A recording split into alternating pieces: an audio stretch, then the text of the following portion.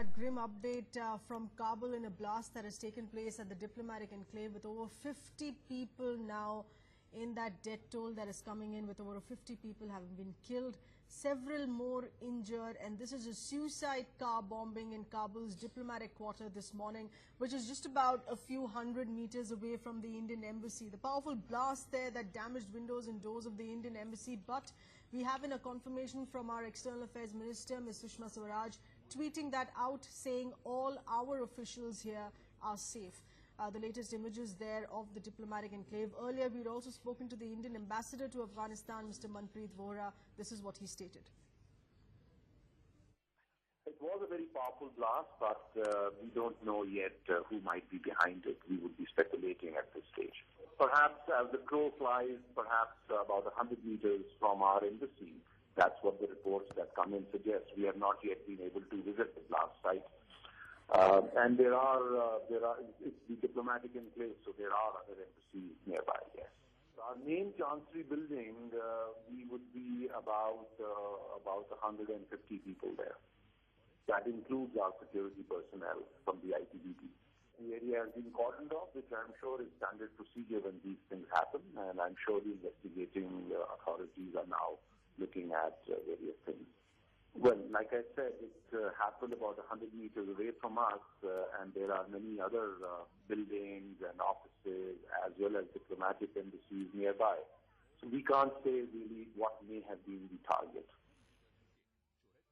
According to our sources, was targeting also a convoy of the foreign troops that they have been stationed in Afghanistan, but unfortunately also the maximum casualties were the civilians. We are getting news that around 150 dead or injured, but most of the injuries have been into the civilians, and only 3 or 4, according to the American sources, that the 4 of the officers have been injured and they have been taken for treatment, which is not a life-threatening.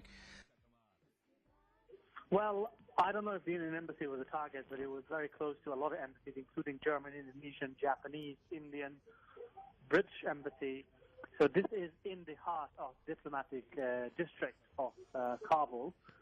The attack happened on a main road during the morning rush hour. So a lot of civilians are reportedly hurt. Reports suggest that over 70 people have been either killed or wounded, but we're still in a very in the very early stages to identify the amount of casualties. But this was one of the biggest attacks Kabul has ever witnessed.